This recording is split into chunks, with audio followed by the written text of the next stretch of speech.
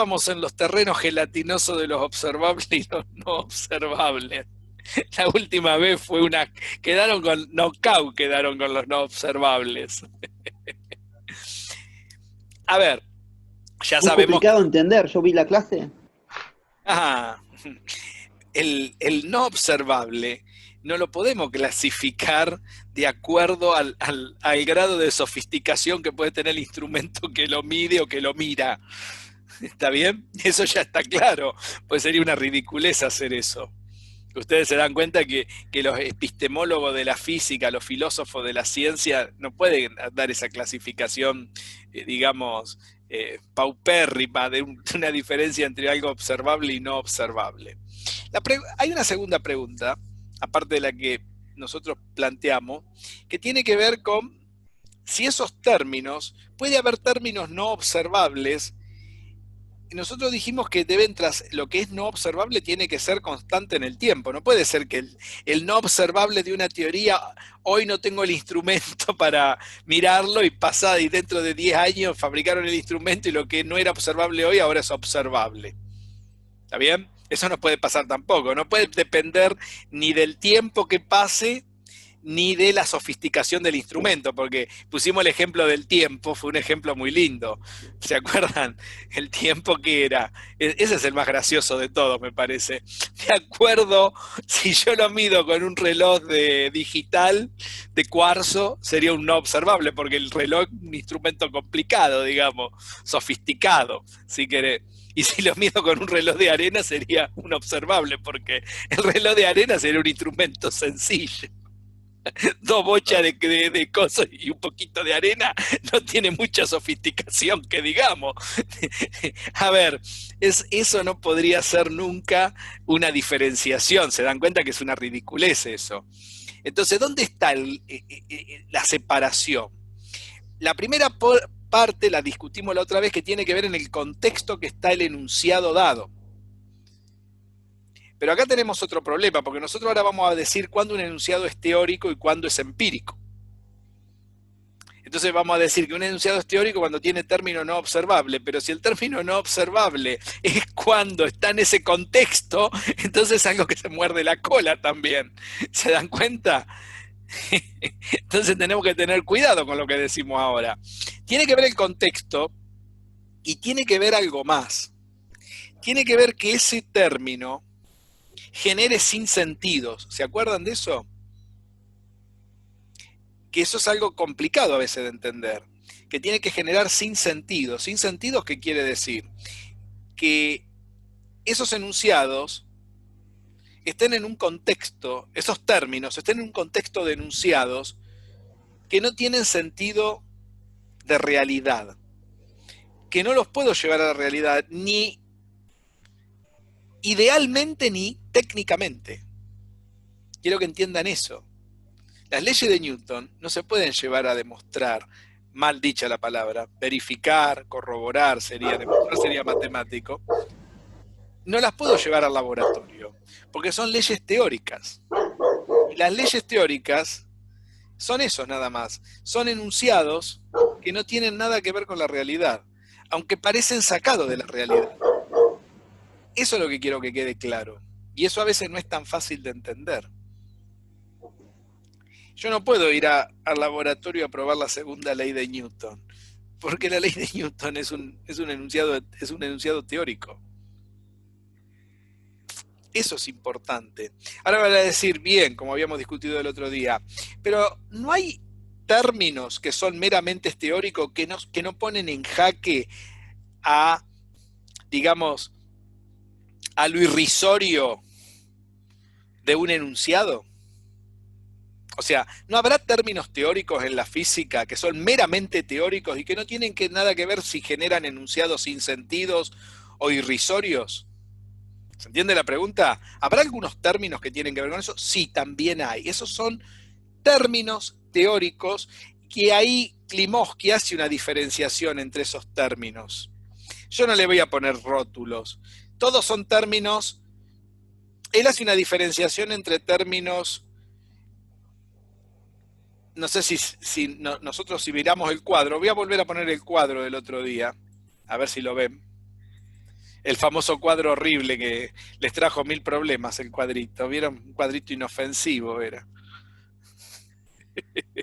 No tenía nada de inofensivo el cuadrito. Mirá qué cuadrito. ¿Lo ven el cuadro? Sí. Él había hablado de términos Sí, sí. descriptivos. Bueno, acá Klimovsky, para los, para los o tanto para los observables y como para los no observables, hay términos que él dice que son, estos términos descriptivos son designativos. Lo llama de otra manera, porque él hace una distinción entre aquellos que, podríamos decir, son términos que no dependen en la estructura del enunciado que está. Por ejemplo, en las leyes de Newton, estos términos, por ejemplo, un no observable, nosotros habíamos dicho que es la fuerza, porque la fuerza en las leyes de Newton no tienen un correlato en la realidad, porque si le doy correlato con la realidad, genero sin sentidos como lo que discutimos sobre la ley de masa, la ley de inercia, ¿se acuerdan? Lo discutimos la clase pasada eso. Se generarían esas ideas, esos experimentos imposibles, ¿no? Tanto mental, porque lógicamente serían falacias, sin sentido, no tendrían ningún sentido enunciar esas cosas, si uno las quiere llevar al correlato de la realidad. Entonces se generaría ese término un enunciado teórico, porque ¿qué sería un enunciado teórico? Porque uno dice, bueno, un no observable genera una base teórica de la teoría. Sí, ¿qué sería esa base teórica? Serían esos enunciados sin sentido, ¿se dan cuenta? Ahora, ¿puede haber términos no observables que no tengan que ver con si los enunciados generan sin sentido? Sí, hay, y dependen en la teoría en que están también. Un ejemplo muy interesante de esos términos está, por ejemplo, en la teoría cinética de la materia, en la teoría cinética molecular o de los gases. Por ejemplo, un término no observable, la teoría de los gases, me van a decir, ¿será átomo? ¿Molécula? Claro, me van a decir, pero molécula, cuando se inició la teoría, cuando Dalton inició la teoría atómico-molecular, era un no observable.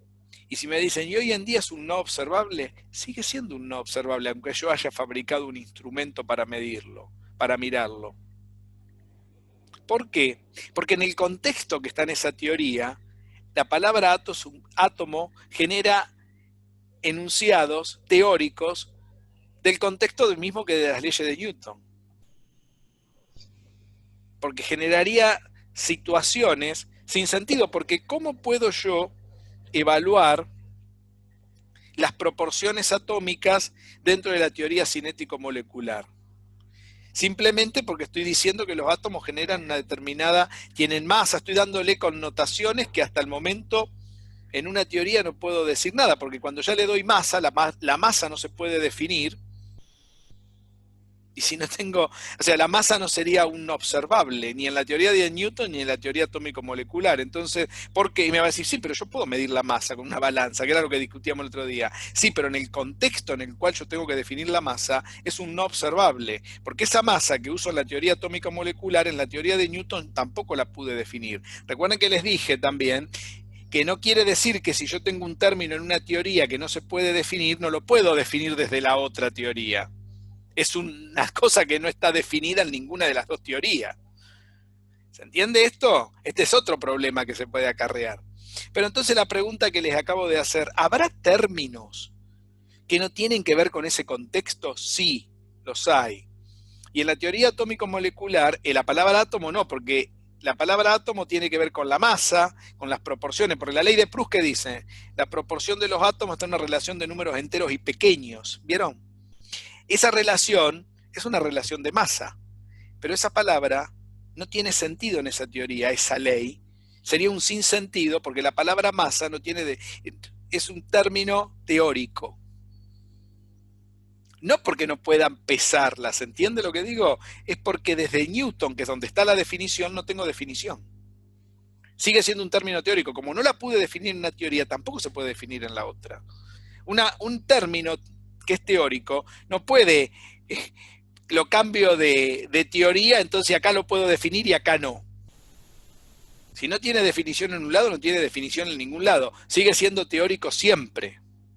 Esté en la teoría que esté. ¿Está?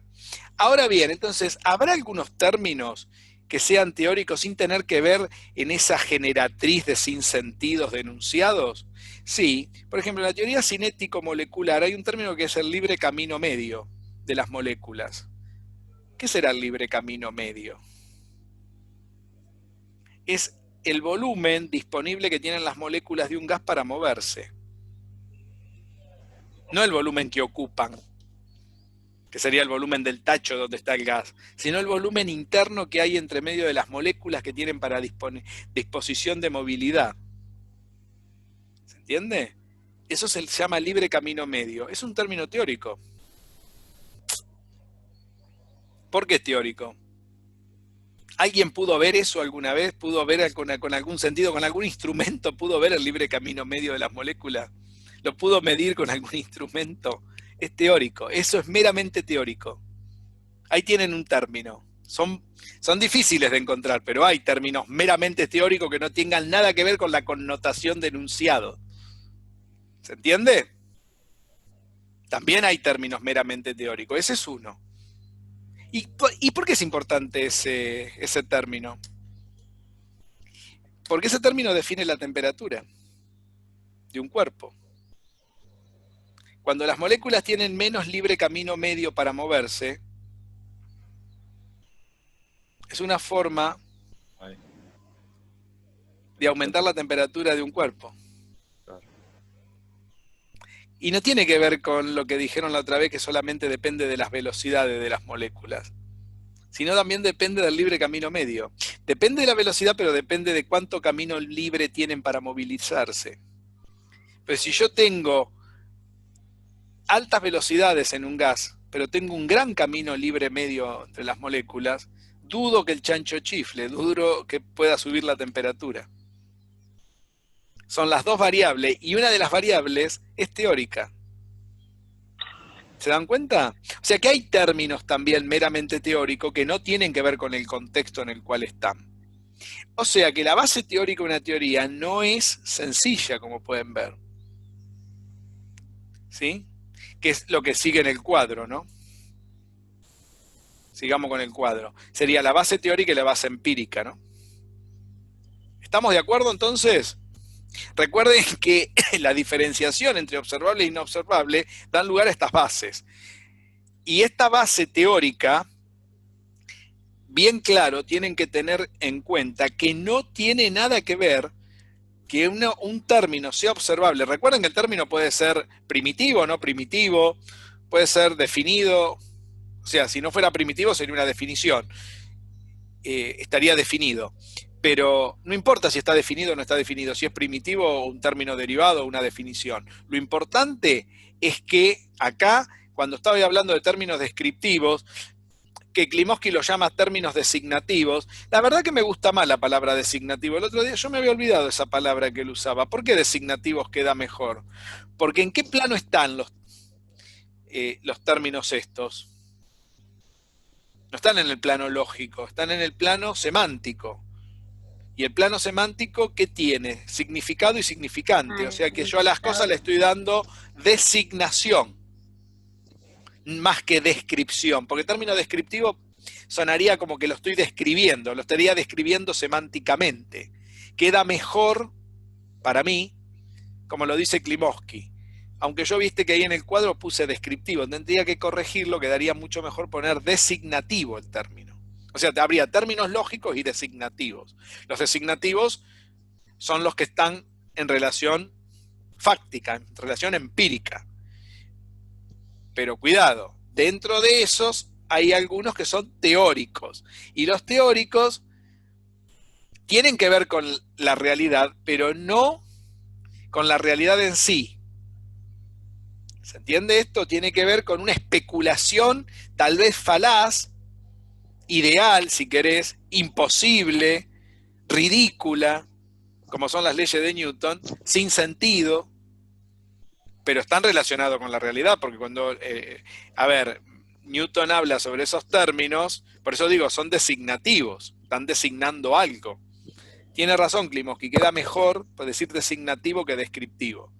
Pero Estaría mal tomarlos como sinónimos, ¿se dan cuenta? Ahí podríamos hacer una corrección al cuadro con la terminología. Ya nos vamos metiendo en cosas más finitas, ¿no? Mirá cómo escuchan. Ya es tan serio como perro en bote. Profesor, Sí, una pregunta. ¿Un orbital sería un término teórico, completamente teórico? completamente teórico. Los números Claro, cuánticos. La física cuántica claro, tiene muchos términos teóricos. Tiene más términos teóricos que empíricos. Depende de la teoría también. Un orbital claro, sería eso. Sin embargo, una órbita no. claro, no. Una órbita no, pero Eso también puede traer una confusión. Un orbital tiene que ver con un hecho de probabilidades. Y las claro. probabilidades son meramente matemáticas. No confundir probabilidades, la parte teórica del término con la connotación matemática que tiene el término cuando le saco significado.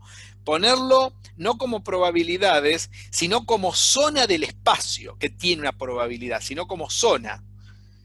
¿Y qué es una Claro. zona dentro de un átomo? ¿Alguien alguna vez vio la zona o pudo determinar en forma empírica la zona dentro de un átomo? Es un término Encima con un teórico. pequeño porcentaje para ver el átomo. Posiblemente se vea el átomo. Claro, a ver, por eso digo, orbital tiene que ser ni siquiera al átomo, sino a los electrones que orbitan con él, que es Claro, una zona, no son. Entonces, esa zona es meramente teórica, aunque yo pueda hacer un cálculo de probabilidades, pero el concepto es teórico. Y es un claro. término teórico independientemente si se generan sin sentido o no. ¿Se entiende la idea? Muy buen aporte, Juan, ¿eh? Veo que te está quedando claro. Quiere decir que hay términos que son exclusivamente teóricos y que no tienen que ver con la connotación que tienen en los enunciados. Pero fíjense que la mayoría que son teóricos tienen que ver con la connotación del enunciado, que son los que producen los sinsentidos. ¿Se entiende? O sea que hay términos teóricos que producen las dos cosas. Unos que son teóricos meramente y los otros son teóricos produciendo estos sinsentidos que aunque cuando le doy sentido práctico desde otro ángulo, los pueda medir, como la masa, la fuerza, si es la fuerza peso, si es la masa de un objeto, cualquiera X, lo puedo medir. ¿Está? Fíjense que la masa es meramente teórica. Platón hacía una distinción con los términos teóricos que son importantes de comprender. Una de esas cuestiones, para que ustedes la puedan ampliar, esta es una observación muy antigua de lo que era algo meramente, lo que él decía teórico, de lo que era empírico. Él decía, la palabra silla es un término empírico, porque yo la puedo ver, es un objeto eh, real. Sin embargo, la palabra silla que se hace en mi mente es teórica, porque yo puedo tener todas las formas disponibles de todas las sillas que me puedo fabricar en la cabeza. Y esa no es la silla empírica que tengo donde estoy sentado. Es la forma la que da lugar a la cuestión teórica.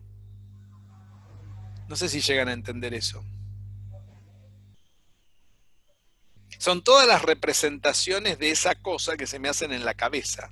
Pero no es la cosa en sí, sino las representaciones de las cosas, de esa cosa que llamo silla.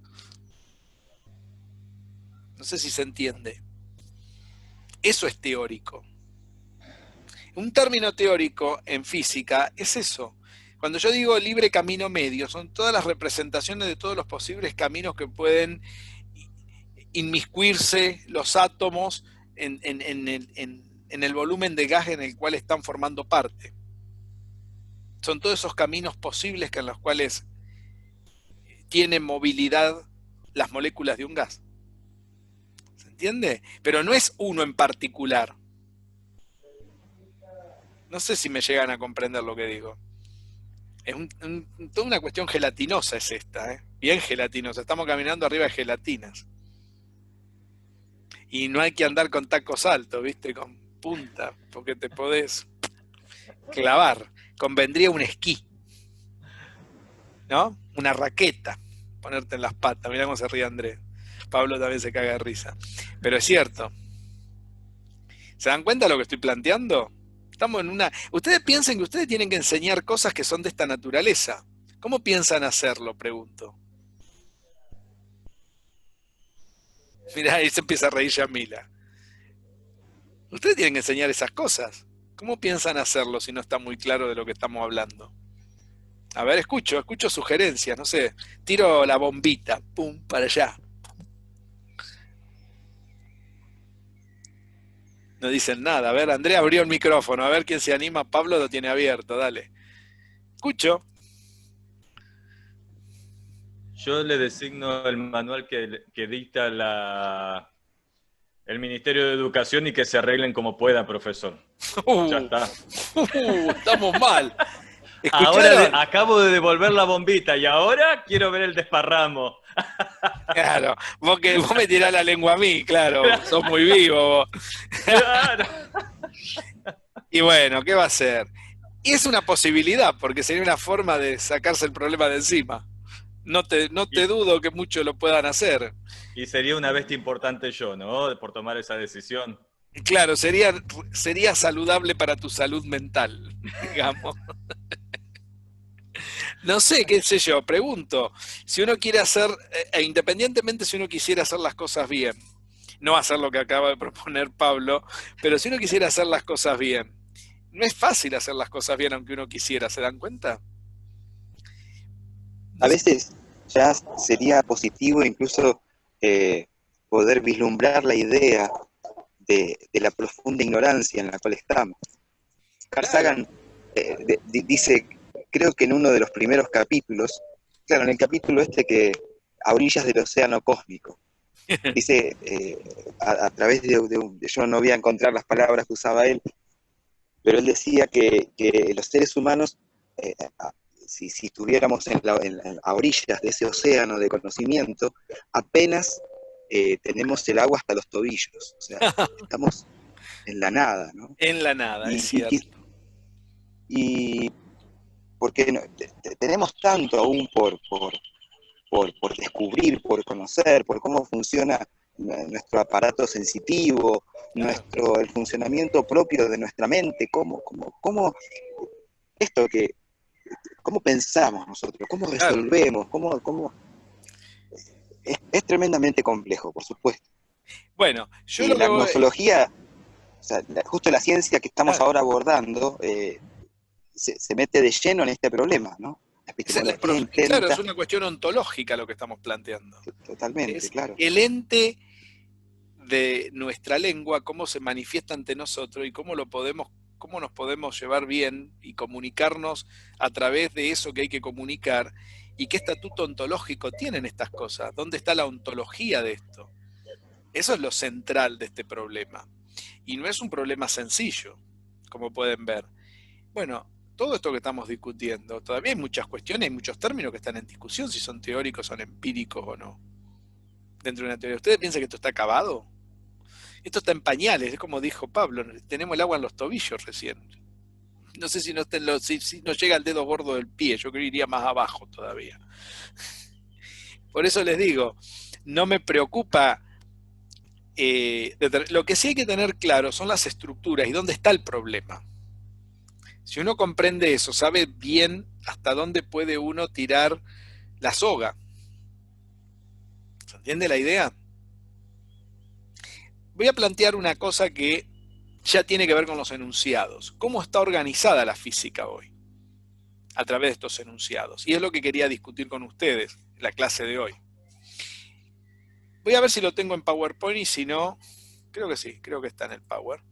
Vamos a volver. Vamos a salir del cuadro, o sea, ya movernos dentro de estos enunciados. ¿Se entiende? Mucha gente piensa que la base teórica de una teoría, hay que tener mucho cuidado, está en relación con los principios de la lógica, o sea, con los términos lógicos, en una relación muy estrecha, y que la base teórica pertenecen únicamente a principios de la matemática, pero eso no es cierto. Hay que tener en cuenta que la base lógica que está dado, o sea, los términos lógicos que tiene la física, están siendo llenados con los términos designativos o descriptivos. Y que esos términos lógicos pueden estar en los dos niveles, tanto empírico como teórico.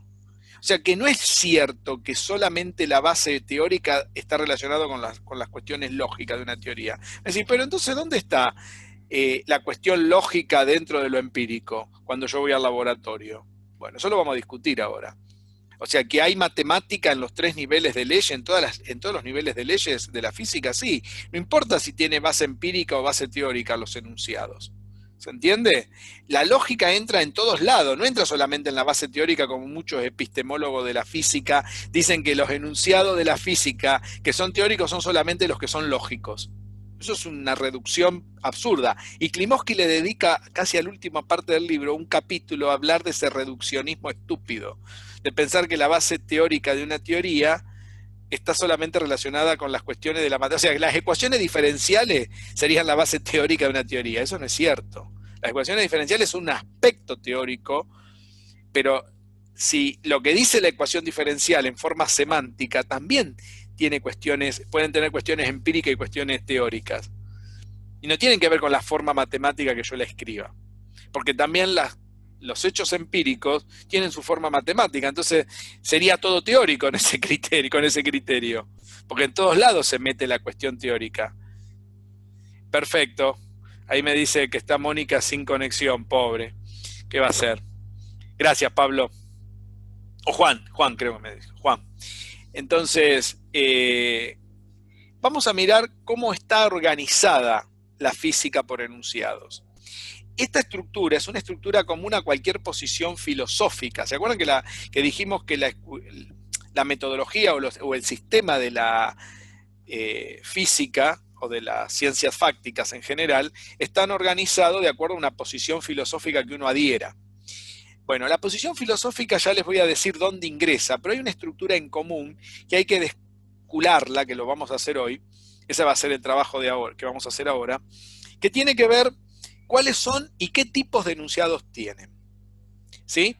A ver si lo tenemos. Vamos a volver al Power y vamos a empezar con eso hoy. A ver, vamos a ir a la segunda diapositiva. Acá está. Muy bien. Díganme cuando lo vean. El siguiente cuadrito. Hoy vamos a hablar de este cuadro. Vamos despacio con el cuadrerío, ¿vieron? No vamos tan rápido. Bueno, ¿cómo vamos a leer este cuadro? Este cuadro lo vamos a leer de abajo hacia arriba. ¿Escucharon? ¿Se entiende? Vamos a ir de abajo hacia arriba. En el primer nivel de enunciados que tiene la física, nosotros vamos a categorizar tres niveles. Los enunciados, recuerden que son proposiciones que son de la forma P conectivo Q. ¿Se acuerdan? Funtor Q. En forma matemática. Cuando yo le doy estructura semántica, genero enunciados. ¿Sí? ¿Se entiende eso? Esos enunciados pueden ser de tres tipos. Fíjense, enunciados observacionales singulares, enunciados observacionales generales, estoy yendo de abajo hacia arriba, o también conocido como leyes empíricas, y enunciados teóricos o leyes teóricas. ¿Ven cómo está organizada la física? Fíjense que estos enunciados observacionales singulares, ¿sí?, que están acá abajo, son de dos tipos, postulan los epistemólogos. Pueden ser particulares o estadísticos. ¿Está bien? Vamos a poner un ejemplo. Voy a ir poniendo un ejemplo de uno de los dos. No puedo poner ejemplo de todos, pero vamos a ir poniendo algunos ejemplos. Supongamos que yo digo, el hierro se dilata al calor. ¿Está bien? Eso es un enunciado.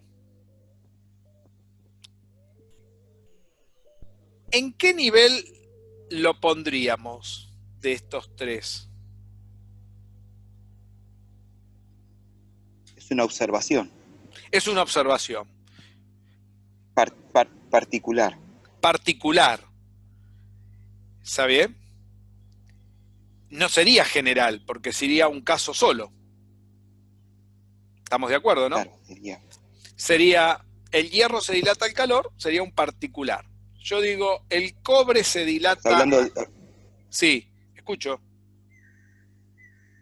No, Estoy no, hablando. digo que está hablando de algo específico Ujú. que, claro, Y que se puede obtener a través de los sentidos, ¿no? Más aún, podría hasta obviar cualquier instrumento para ver esa dilatación. Se puede ver bastante bien hasta ojo desnudo. Con un pequeño experimento también se puede hacer para mostrar que eso es cierto o es falso. Si yo digo, el cobre se dilata al calor, la misma historia, ¿no? Si yo digo, el estaño se dilata al calor, lo mismo. El oro se dilata al calor. Son todos particulares y son enunciados singulares, observacionales, particulares. ¿Se ve? Ahora, si yo digo, todos los metales se dilatan al calor, ¿qué estoy diciendo?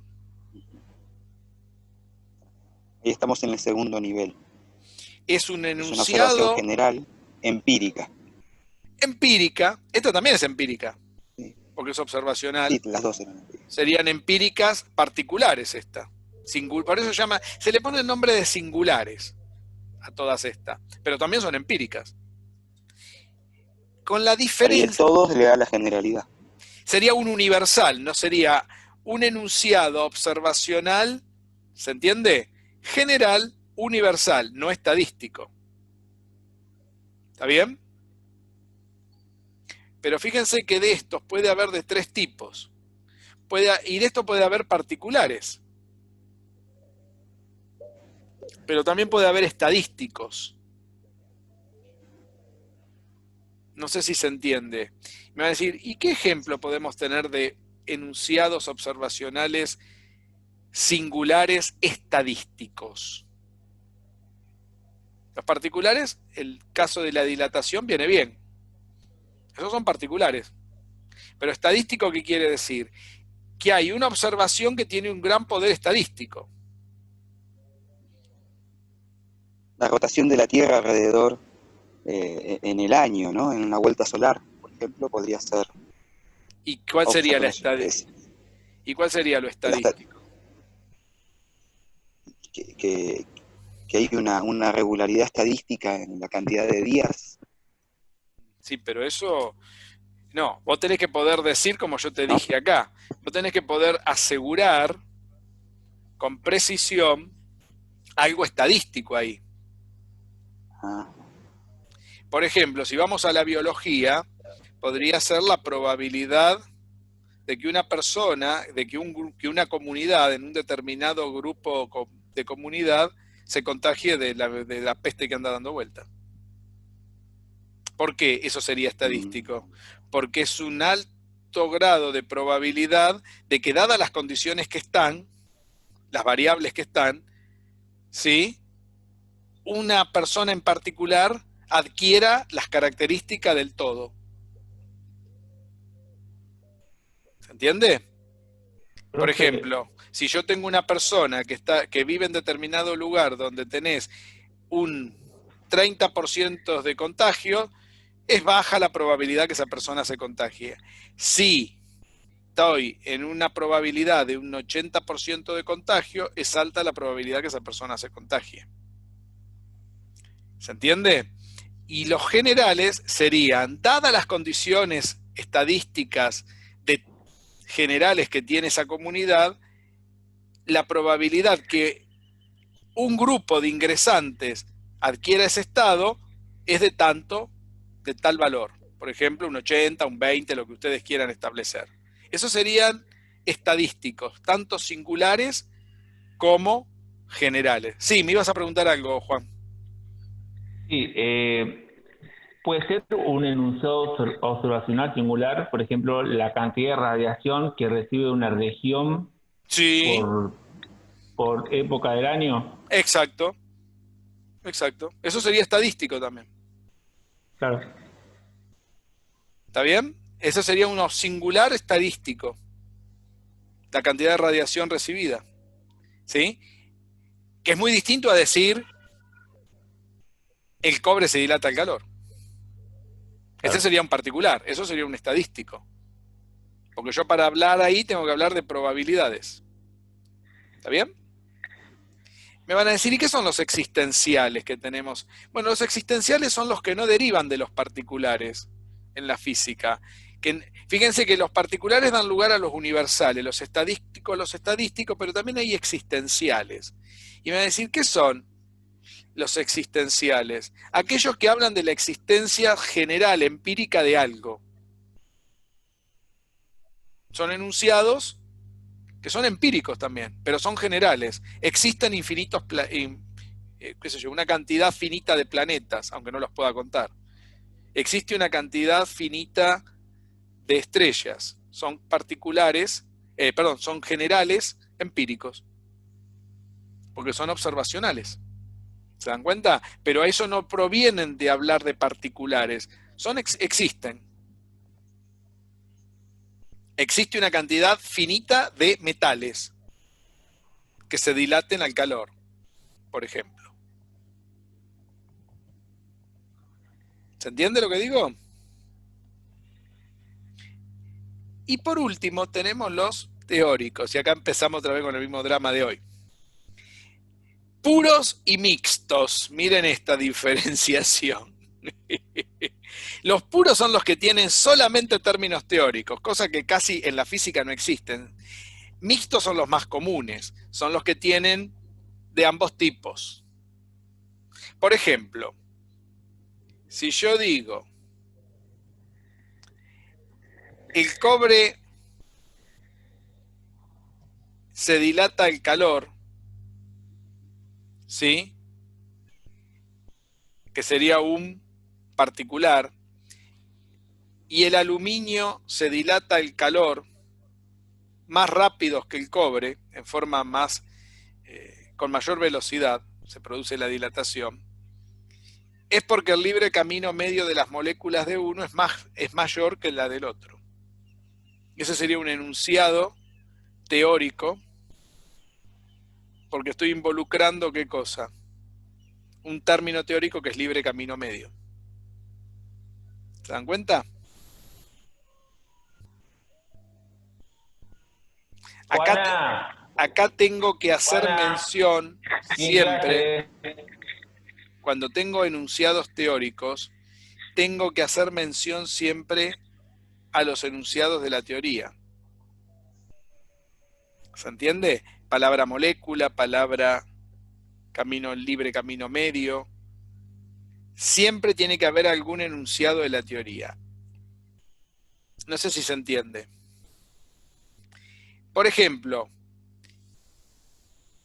entonces la relación entre cada uno de estos enunciados, fíjense, yo digo el cobre se dilata al calor, sería un particular para seguir con la línea de la dilatación.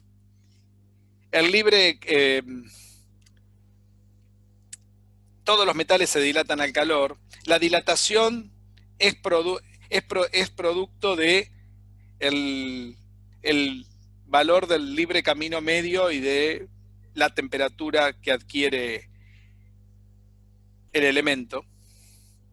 Ya ahí estoy en un enunciado teórico, porque estoy metiendo una variable que sería libre camino medio y temperatura, que tiene que ver con la velocidad molecular, porque podría decirlo, más teórico todavía lo podría decir, la dilatación es producto de la velocidad molecular en el libre camino medio de las moléculas, como dice la teoría cinética, ¿no? ¿Se entiende lo que estamos diciendo? O sea, la dilatación. Fíjense que pasar de acá abajo, desde que el cobre se dilata al calor, a decir que eso es producto de la velocidad molecular en el libre camino medio disponible que tienen las moléculas, hay un gran paso, ¿no? No sé si se dan cuenta. ¿Se dan cuenta de eso? Decir el qué y decir el qué. También explicar el por qué. Ajá, o sea que vos decís que esto explica lo de acá abajo.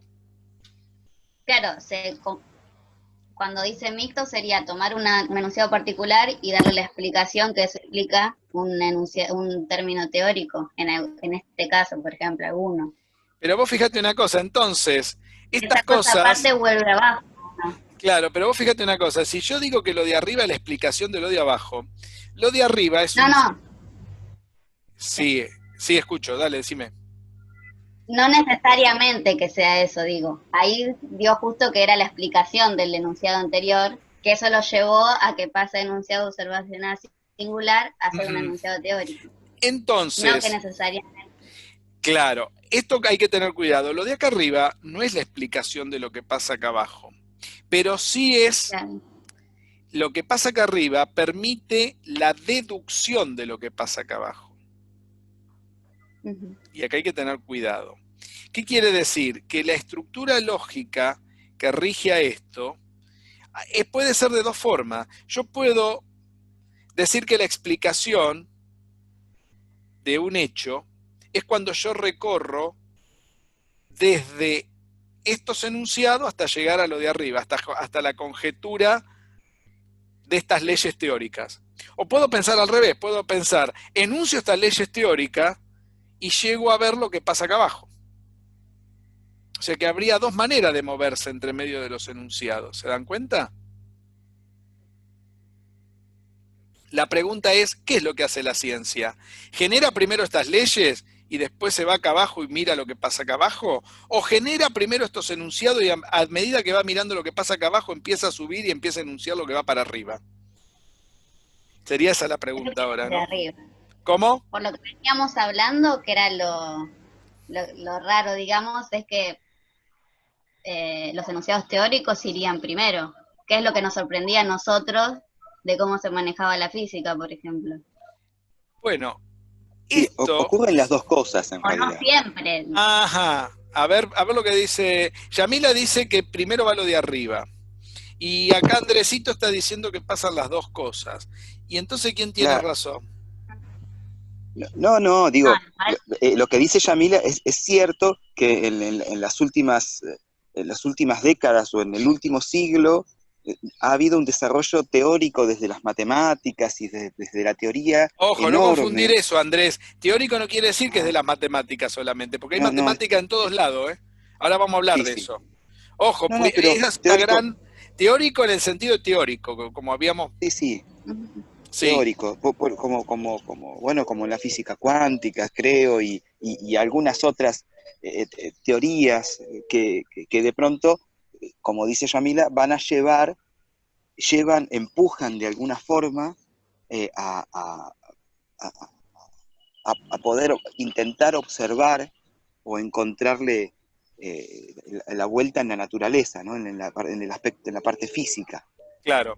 Pero Pero, creo que y en la ha pasado mayoría al de los revés. casos, claro, creo que en la mayoría de los casos la ciencia ha hecho un recorrido, eh, claro, como está armado este cuadro, ¿no? Desde el primer nivel de proposiciones, después el segundo y después el tercero. O sea, como que partimos de la observación particular y estadística y vamos subiendo hasta luego armar la teoría.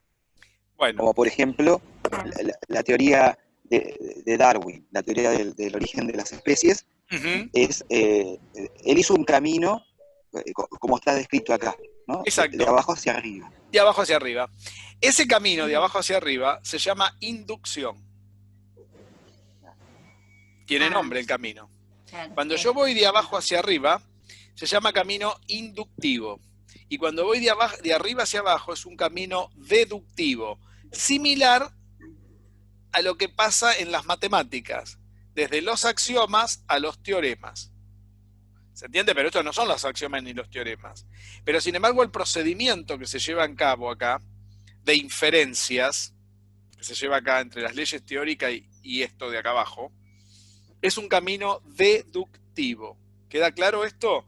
O sea que la física tiene las dos posibilidades. Entonces me van a decir, ¿y qué hacen los epistemólogos de la física cuando postulan esto? ¿A cuál de las dos situaciones toman en cuenta? Y depende el hecho y la teoría. Hay teorías que se gestaron de abajo hacia arriba, por inducción. Ahora vamos a hablar un poco. La corriente, o sea, acá empiezan agrupaciones, corrientes, que se dieron a fines del siglo XIX, que fueron la corriente de lo que ustedes van a escuchar o deben haber escuchado, que se llamaron los empiristas lógicos en el Círculo de Viena. Esos empiristas lógicos empezaban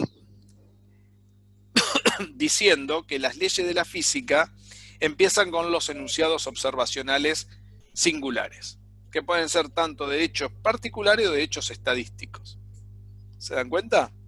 Y que por inducción el científico va generando las leyes empíricas generales y después pasa a las leyes teóricas. O sea que el procedimiento para este círculo de Viena, quien estuvo dirigido muchos años por un tal Rudolf Carnap, él estaba centrado en este procedimiento inductivo. Después hubo otros seguidores como Carl Hempel, que adhirió mucho a esta postura. Vamos a ver con algunas diferencias de Carnap, pero un gran seguimiento de Hempel a esta estructura. Y después vino un señor que se llamó Karl Popper, igual que Hempel se llamaba, pero ahora Karl con C, no con K. Hempel era Karl con K y Popper con C. Creo que, a ver, me están diciendo por acá que era al revés la cosa. Karl Hempel con C y Karl Popper con K. Ahí está, anótenlo bien. Gracias. Me estaban acá apuntando. Entonces, Popper dijo que el procedimiento de la física es de arriba hacia abajo. Y cuidado acá, porque de arriba hacia abajo quiere decir que el procedimiento que él dio lugar, él llamó proceso o sistema hipotético deductivo. Me van a decir, ¿por qué hipotético? Si habla de enunciados. Porque él encima le cambió el nombre a las leyes teóricas. Él nunca habló de leyes teóricas o enunciados. Cambió estos nombres, cambió encima. O sea que no solamente dijo que el procedimiento que sigue la física es de arriba hacia abajo en forma deductiva, sino que esto no se pueden llamar enunciados. Él le cambió la palabra enunciados acá por otras palabras que ya la vamos a ver cuando desarrollemos a Popper. ¿Está? Eso fue hasta el año más o menos 60 que se tenían estas dos posturas grandes, se puede ver. ¿Qué pasó después del 60? Bueno, después del 60 aparecieron un montón de personajes que yo diría nefasto de la ciencia. Entre ellos apareció Thomas Kuhn, Feyerabend, Lakatos y todo un montón de personajes que mejor perderlos que encontrarlos, que dijeron que la física no funciona en ninguna de estas estructuras y que hace otra cosa, completamente diferente. Y ahí aparecieron las palabras enigmas, paradigmas y todo un montón de palabras de sanata que son guitarras de 20 cuerdas. Por supuesto, el que quiera leer todo eso, yo ahí les voy a dejar los materiales, yo ni siquiera lo voy a tratar porque me parece nefasto. La física, si ustedes me dan mi humilde opinión, para mí lo que hace es lo que la historia marca. Me van a decir, ¿y qué marca la historia? Marca que la mayoría de las leyes que usamos en la física para dar, primero para generar lenguaje, segundo para explicar y tercero para predecir, aunque a Yamila, una persona de la enseñanza de la física, le dijo que la palabra predicción debería estar prohibida porque suena a esoterismo. ¿No te dijeron eso? Ah, quedo más tranquilo. Exactamente eso. Te dijeron que es esotérica y cómo vas a hablar de predicción. Por supuesto, la persona que te dijo eso no tiene la menor idea de lo que es una predicción matemática a través de un proceso científico. No vale ni la pena contestarle, perder el tiempo contestar eso. Sin embargo, son los tres procedimientos que tenemos en la ciencia. Generar lenguaje y cultura con eso, explicar y predecir. Principalmente lo que más le interesa al hombre es lo último. Porque ¿para qué le sirve predecir con exactitud? Para saber lo que va a pasar. A los antiguos técnicos, y ni siquiera para eso. Si querés irte más atrás, yo me voy a la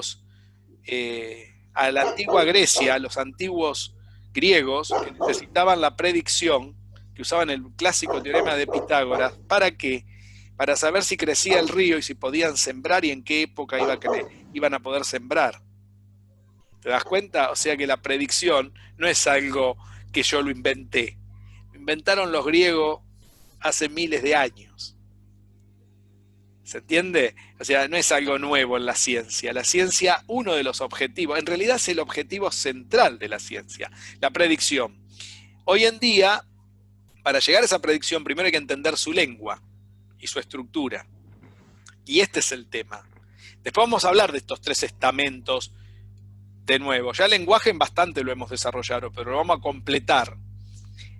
Vamos a pasar a qué es preexplicar y qué es predecir. Y cuidado, cuando digo predecir, uno generalmente piensa hacia el futuro.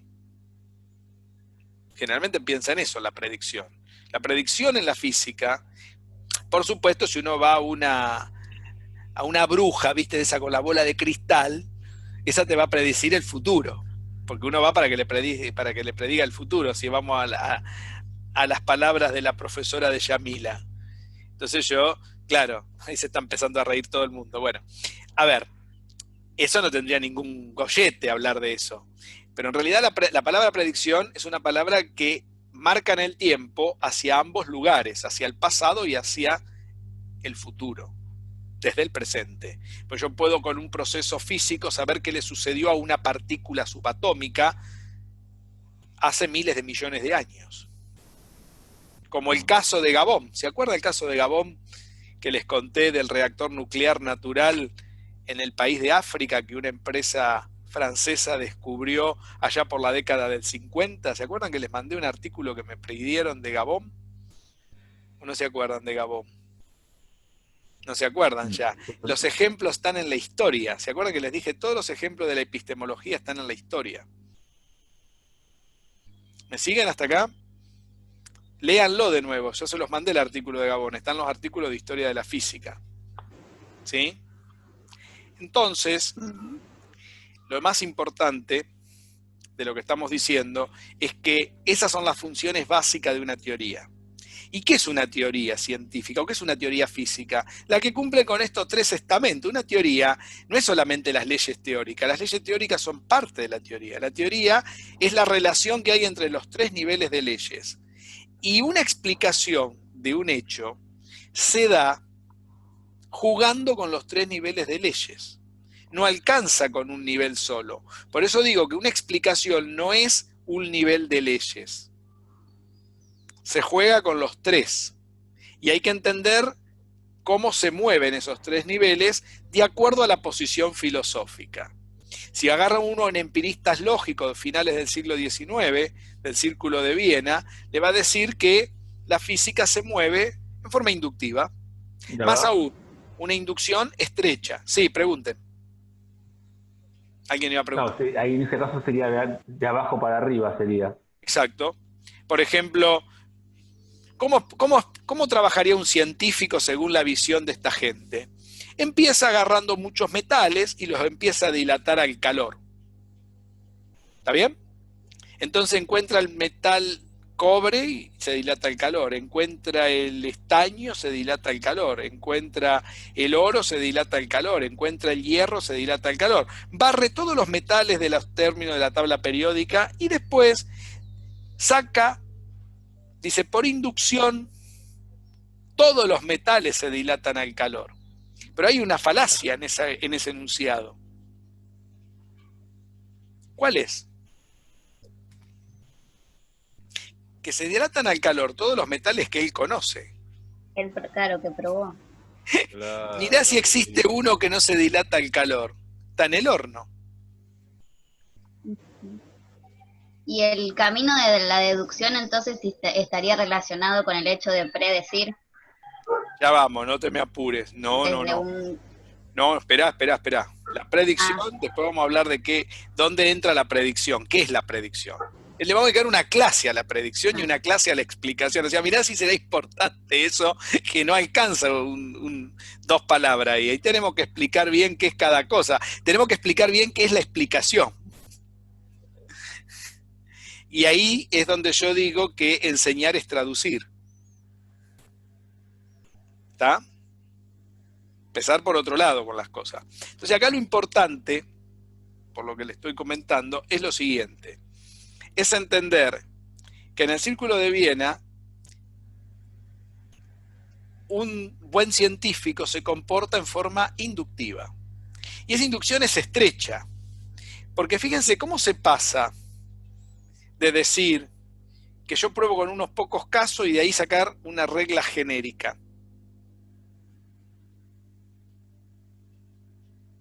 Porque yo podría haber encontrado algún metal, más aún, sería una regla que trasciende en el tiempo, pasado, presente y futuro, porque si yo digo todos los metales se dilatan al calor, inclusive los que no existen, y si en alguna vez me puede llegar a existir alguno que no conozco, que venga de algún otro planeta o de otra galaxia, un metal que no conozco, si yo lo somete al calor, ¿qué le tendría que pasar según esta ley?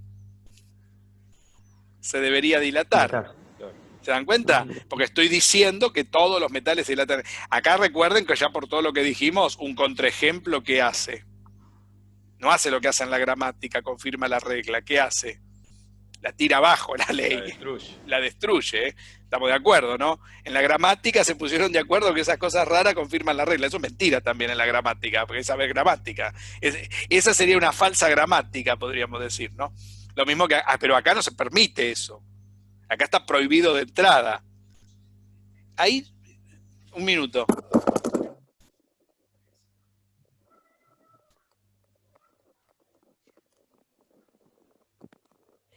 Entonces,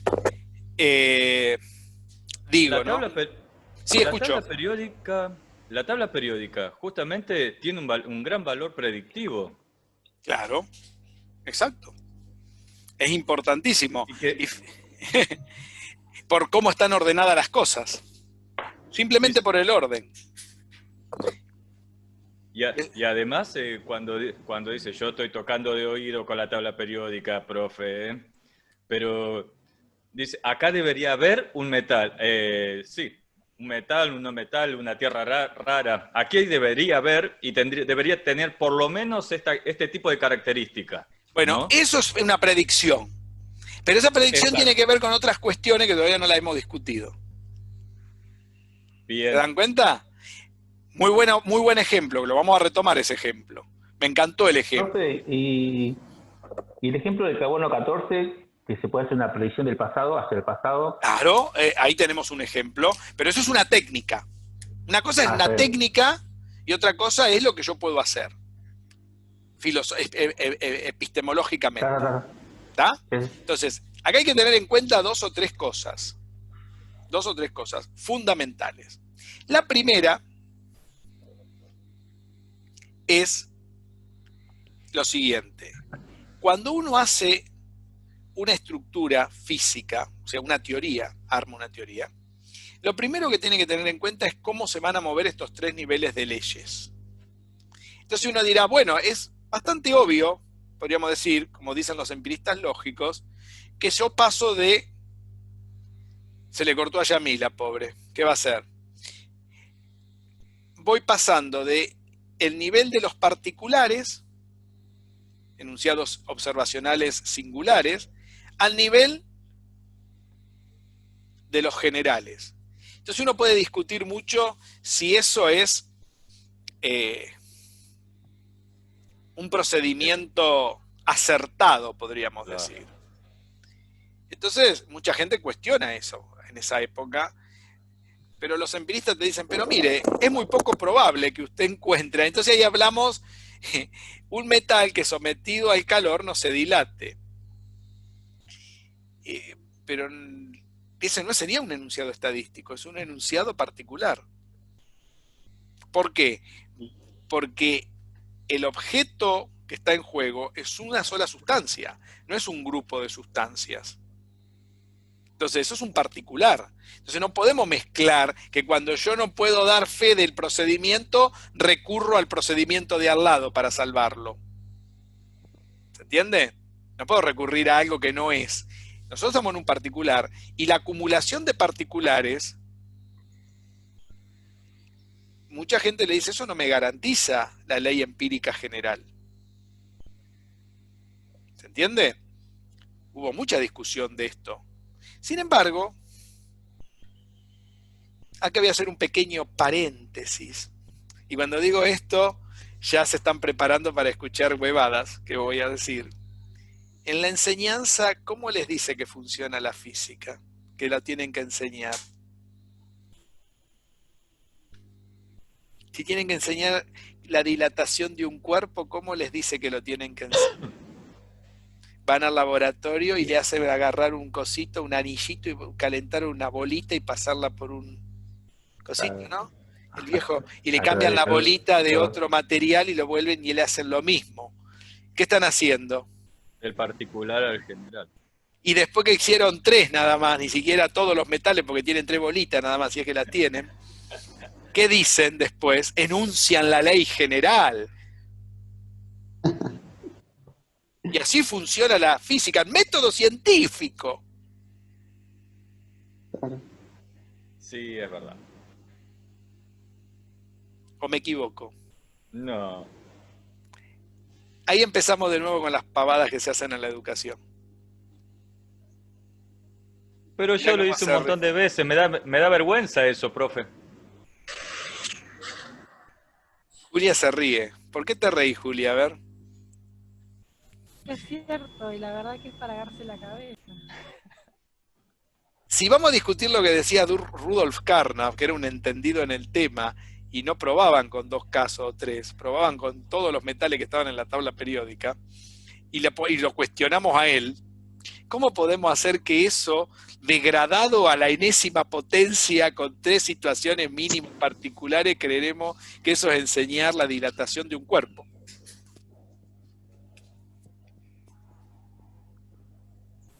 ¿Se entendió? Vos le tenés que dar el mensaje.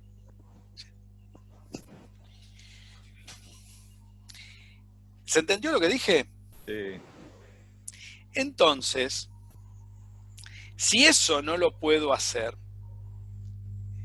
en una estructura científica porque está muy cuestionado, ¿cómo puedo transferir que hacer algo mucho más chabacano, como lo que acabo de describir, eso es enseñar física?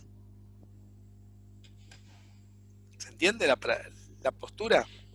Por eso esto está muy relacionado con la enseñanza. Fíjense dónde se sacan las ideas todas deformadas de una forma vulgar, vaga, ignorante, podríamos decir. Porque no podemos hacer eso y sacar una ley general. Ahora les pregunto algo más. Y hacemos algo peor. Porque miren lo que se hace. ¿Cómo es la ley de la dilatación de un cuerpo? Algo sencillo, ¿no? Supongamos que en lugar de tener la esfera tenemos una barra de un metal. ¿Cómo lo dilatamos un cuerpo? La ley se dilata, la longitud que adquiere será una longitud inicial más, ¿se acuerdan? Longitud inicial por 1 más un coeficiente de dilatación que depende del material, que se llama alfa, por el salto de temperatura, ¿no? Una cosa así es, porque sería longitud inicial más longitud inicial por esto. ¿Está bien? Esta es la ley de la dilatación. Entonces después, que decimos todos los metales se dilatan al calor, ponemos esa fórmula. Y le decimos que este número depende del material. ¿Está bien? Hacemos todas esas pavadas. O sea, miren, estamos en los enunciados observacionales particulares. Son particulares. Particulares. Estamos dilatando el cobre, esto, entonces, ¿qué hacemos? No decimos ni siquiera nada del alfa. Nada. Sería ideal decir algo del alfa ahí, por lo menos para mostrar que hay un número que representa cuánto es esa dilatación para cada material que va cambiando. Que hay una tabla, que alguien puso una tabla, pero no decimos nada de ahí. Después, ¿qué hacemos? Decimos, todos los metales se dilatan al calor. Hacemos una inducción estrecha. ¿Por qué estrecha? Porque de 3 o 4 casos generalizamos. Y cuando generalizamos decimos, bueno, la fórmula que representa la dilatación es esta. No decimos más nada. Entonces después le hacemos calcular a la gente, a los pobres alumnos, que no entienden un pepino esa fórmula, y no saben de dónde vino este alfa, ni nada, que proviene de cuánto es cuánto se deja dilatar un cuerpo o cuánto no se deja dilatar un cuerpo ante un salto de temperatura que no lo cambie de estado, lógico, porque habría que aclarar eso. Esa fórmula sirve si no cambia de estado. Si la temperatura no es tal que lo paso de sólido a líquido, o sea, si lo derrito, si fuera un pedazo de hielo, ¿está bien? Pues si no, no sirve esa fórmula. ¿Está bien? ¿Estamos? Entonces, pasamos de acá a acá de una forma mágica. Y después queremos que la gente entienda eso.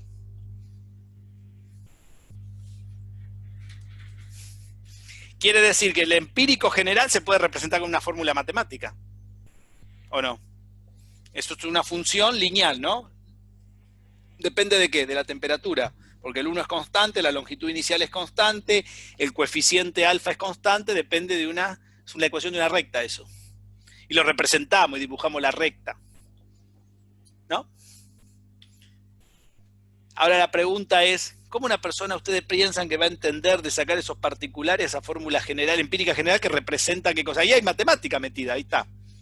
La estructura sintáctica que representa, decir, todos los metales se dilatan al calor, es esa fórmula. Y decimos, bueno, esa fórmula puede ser en longitud, en superficie o en volumen. En realidad todo es en volumen, porque los cuerpos son todos tridimensionales. Después tenemos que aclarar que cuando digo longitud es porque predomina en ese objeto la longitud. O sea, miren todo lo que hay que aclarar. ¿O no? Yo tengo un alambre, ¿cómo es un alambre? Tridimensional, pero ¿cómo mido la dilatación? Linealmente, longitudinalmente, porque las otras dos dimensiones no las considero. Si tengo una chapa, ¿cómo mido la dilatación? Superficial, no la voy a medir en volumen, porque la altura es... Ahora, si tengo una esfera, y después hago un experimento con la esfera, que tendría que poner esto en volumen, porque la esfera sí tiene volumen. O sea, fíjense lo ridículo que es una persona enseñando estas cosas. ¿Ustedes piensan que una persona que está obligada a estar sentado ahí, como los pibes que están en el secundario, van a entender todo eso? Si no, ustedes no son claros. Fórmula de la dilatación. Una estupidez, por lo visto. Epistemológicamente es complicado. ¿Se ve? ¿Y qué se está perdiendo acá abajo? Que ustedes no tienen en cuenta nada. Porque ustedes, ¿qué están teniendo en cuenta acá? Los observacionales. ¿Cómo llegan ahí arriba? Y después hay algo peor. Falta el último escalón. ¿Cómo llego a las leyes teóricas?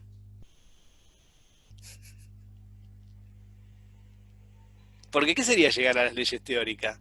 ¿Cómo llego de esta fórmula? ¿Qué sería enunciar una ley teórica al tercer? Este sería un empírico general, este sería un empírico observacional particular. ¿Se dan cuenta? ¿Cómo llego arriba, al último nivel? ¿Cómo hago que...? Porque ¿dónde está la inducción para llegar arriba al último nivel? Las leyes teóricas no se puede llegar por inducción. Acá puede haber inducción nada más. ¿Cómo llego a decir que, dado que todos los metales se dilatan al calor, el libre camino medio y la velocidad que ocupan las moléculas en el libre camino medio es lo que produce la dilatación de los cuerpos? ¿Cómo llego de eso a decir lo otro? Eso se lo plantearon a los empiristas lógicos. ¿Saben lo que? O sea que de acá a acá hay inducción. ¿Está bien? Y bien estrecha, y en la educación más estrecha todavía, si la querés. Pero de acá a acá, a las leyes teóricas, ¿cómo paso hasta ahí arriba? No hay inducción ahí. ¿Saben lo que dijo Rudolf Carnap? Ah, no, ahí el científico hace un salto creativo y enuncia las leyes. Salto creativo. No. ¿Vieron cómo tiraron la tierra bajo la alfombra? Claro. Es decir, que aquellas leyes no se puede llegar de acá abajo para arriba. Eso a Popper lo sacaba de las casillas. Escuchar eso y leer eso. Sin embargo, hay muchas teorías que se enunciaron así. La historia no le da la razón a Popper. Después les voy a poner muchos ejemplos, tengo muchos ejemplos. Uno de los ejemplos más lindos que hay son las líneas espectrales de los gases incandescentes de Balmer. Cuando uno llega a la incandescencia de los gases, todos los gases viran a un color particular. Son como las huellas digitales de una persona, no hay otro igual. Si yo agarro el gas argón, tiene un color. Si agarro el gas mercurio, tiene el color azul. Si agarro el gas sodio, tiene el color amarillo, como las luces. Si ya llevo a la incandescencia. Eso se representan a través de líneas espectrales que se llaman espectros de incandescencia de los gases. Eso lo descubrió un señor que se llamó Balmer. ¿Cómo lo hizo? Haciendo esto. De particulares, y enunció la ley empírica, general. Pero nunca enunció aquello. Llegó hasta acá. Me van a decir, ¿y no hay una ley teórica que englobe a eso? Sí, son los postulados de Bohr. Pero Bohr los enunció 30 años después que Balmer enunció la parte inductiva de la ley. Esto fue una cosa a medias. No hubo salto creativo, como dice Rudolf Carnap. Hubo 2 trabajos. Se enunciaron leyes que no fueron para deducir las leyes de Balmer, fueron para otra cosa las que hizo Bohr. Pero casualmente, dentro de esas leyes, después vamos a ver cómo, se reencontraron las leyes que estaban empíricas de Balmer en el medio. ¿Se dan cuenta que la física no funciona como todo el mundo dice? No hay un procedimiento único. Y el paso de un nivel al otro, ¿con qué tiene que ver? Con la historia. Galileo hizo mucho inductivamente, pero nunca enunció las leyes de Newton. No hubo un salto creativo. O sea que lo que dicen los empiristas lógicos es de dudosa procedencia. Ustedes enseñando proceden de la misma manera. Porque cuando ustedes a una persona le enseñan las leyes de Newton están acá arriba. Ni siquiera están acá. Si enseñan las leyes del péndulo, están acá. Y si enseñan un péndulo en particular, están acá. Entonces después le hacen calcular sobre un péndulo particular, le quieren hacer calcular las leyes que rigen a ese péndulo particular desde allá arriba y hacen una mezcolanza de acá adentro, mamá mía. Nadie entiende nada. ¿Se ve dónde está el problema? Esto está completamente vinculado con lo que uno tiene que enseñar, con lo que uno tiene que contar. Fundamental darse cuenta de esto. Conclusión, el proceso inductivo muere acá, entre el observacional y las leyes pero empíricas. La parte teórica, me van a decir, ¿y no hubo ningún caso en la historia donde mirando los enunciados generales se llegó a la ley teórica? Son muy poquitos. Un caso es el que acaban de plantear de la tabla periódica, el ordenamiento de los elementos los elementos químicos de Mendeleev. Mendeleev hizo ese salto creativo, si quieren. Nadie entendió cómo los ordenó en aquel momento. Y cuando se enunció la ley teórica, estaban ordenados, como dijo Mendeleev, mirando los elementos. O sea, andás a ver cómo lo hizo. Apareció el salto creativo, pero son muy pocos los casos. Otro que producía esos saltos creativos era Tesla. Son situaciones muy particulares. Ni siquiera los grandes como Newton o Einstein o Maxwell hicieron ese salto creativo. Lo que hicieron ellos fue al revés, fue postular las leyes de arriba y bajaron para abajo. Después vamos a ver cómo se mueve de arriba hacia abajo esto. Estamos mirando cómo se mueve de abajo hacia arriba ahora. ¿Se va entendiendo cómo funciona esto? Pero, y se ve lo que ustedes a veces hacen. Ustedes explican cosas acá abajo, mirando cosas raras, y después van allá arriba y van a probar las leyes de Newton al laboratorio. Hacen estas leyes que son teóricas las bajan a esta categoría de acá abajo. Y eso es imposible. No pueden hacer eso. Eso no es dar nada, es no decir nada. No sé si se ve. Escucho preguntas si hay. Andrés, estás por preguntar algo. No. Estoy nada, es una mezcla de asombro y de nada. Sí, Ahora la pregunta es, de estas leyes, ¿qué enunció acá arriba? La ecuación diferencial. Las ecuaciones diferenciales están representadas en las leyes teóricas. Las funciones matemáticas están en las leyes empíricas generales. Y las funciones con valores numéricos y magnitudes están en los observacionales. ¿Se dan cuenta? Están los 3 niveles de matemáticas. Las ecuaciones diferenciales están arriba. La solución de las ecuaciones diferenciales son generales. Esas son leyes empíricas generales. O sea que esta ley de la dilatación de todos los metales debe de venir de una ley teórica que está escrita como en forma matemática, en forma signo-signo, en forma sintáctica, como una ecuación diferencial. Las leyes de Newton, que se escriben como ecuaciones diferenciales, están acá. Cuando yo hago alguna manganeta matemática, llego a las leyes empíricas generales. Ahí cuáles tengo, las leyes del péndulo, las leyes de la caída de los cuerpos, las aceleraciones, la ley del tiro parabólico. Ahí tengo todas las leyes empíricas generales, que salen de esas 4 leyes de Newton, que son ecuaciones diferenciales.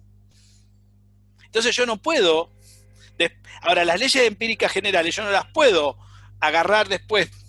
¿Qué serían? Serían las soluciones generales de esas ecuaciones diferenciales. ¿Y qué serían las leyes particulares, las observacionales? Serían las situaciones particulares de esas soluciones generales.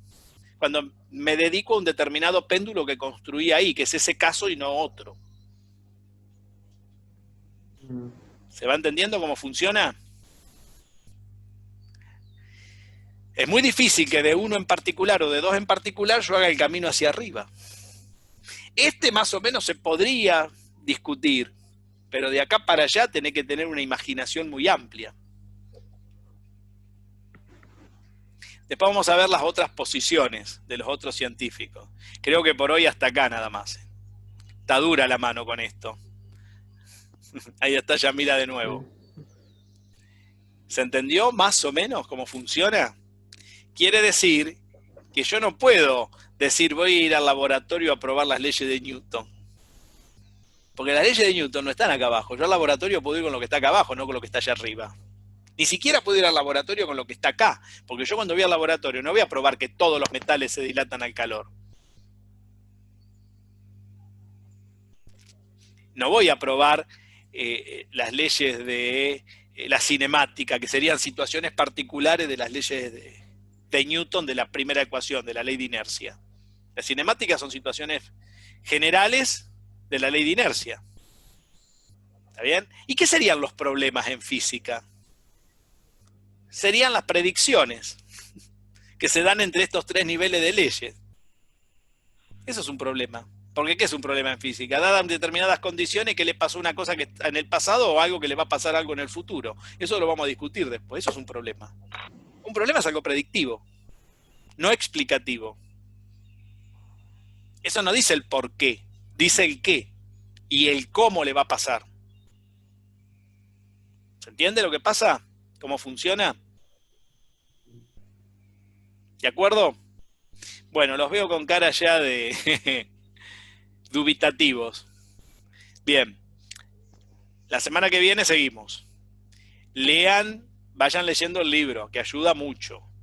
Hay muchas palabras que Klimovsky hace más especificaciones de las que yo hice. Algunas les cambió el nombre. Hoy miré una que estuve mirando, que cuando habla de términos designativos es lo mismo que descriptivos.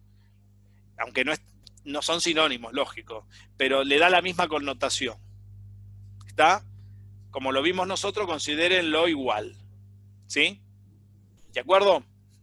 Sí. Quedaron muy mudos, la verdad. ¿Sí? Silenciosos están todos. Buena la clase, profe. ¿Eh? ¿Les Muy gustó? buena la clase. Bueno, me alegro que le haya gustado. Profesor, una pregunta. Sí.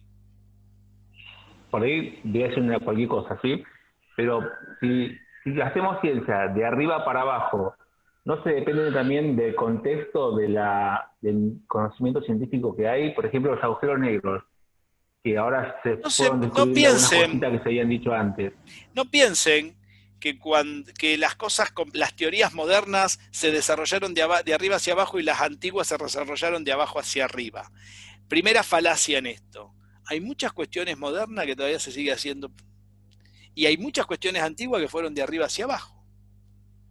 No piensen que en la complejidad de lo que se fue descubriendo en el tiempo, la historia de la física, tiene que ver hay hechos que pasan de una manera y hay otros que pasan de otro. Si ustedes me dicen qué pienso yo, cómo debería funcionar, yo pienso muy como Popper. La física hace más cosas de arriba hacia abajo que de abajo hacia arriba. Ahora, ¿voy a desconocer que hubo situaciones que fueron de abajo hacia arriba? No. Pero si uno mira la historia es la que dice quién tiene más razón, podríamos decir acá. O quién tiene más razones, porque razón no tiene nadie. Y esas razones tienen que ver cuál fue la situación que más se reprodujo en la historia. Y es la que dice Popper. Las teorías, las grandes teorías, las que involucran el todo de un cuerpo, por ejemplo, la teoría del electromagnetismo, la teoría de la mecánica, la teoría de la óptica, la teoría de la termodinámica, la teoría cuántica, ¿sí? La teoría atómico-molecular, todas esas teorías se postularon de arriba hacia abajo. O sea, es muy parecido a lo que dice Popper. Tampoco pasa lo que dice Kuhn, que se producían anomalías, miren lo que dice Kuhn, en todos estos procesos no existen, dice Kuhn, se producían anomalías grandes, y cuando había anomalías no muy grandes, habría que definir que sería algo anormal dentro de anomalías, tiene que ver con procesos anormales dentro de una teoría, o sea que dentro de una teoría científica hay procedimientos anormales, dice Kuhn. Y cuando se producen grandes anomalías, se pone en tela de juicio el contexto de esa teoría y dónde está y sobre lo que da cuenta, y a todo eso lo llama paradigma. Miren lo que dice Kuhn. Imagínense que eso no tiene ningún rigor. Parece una cosa fantástica lo que dice Kuhn. Eso fue en el año 60, 60 y pico que empezó a escribir todas esas pavadas Kuhn. En la física todo eso nunca se cumplió. ¿Entienden?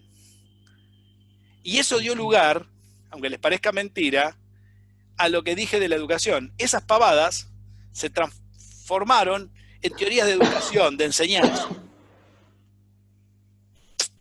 Eso fue lo peligroso de todo eso.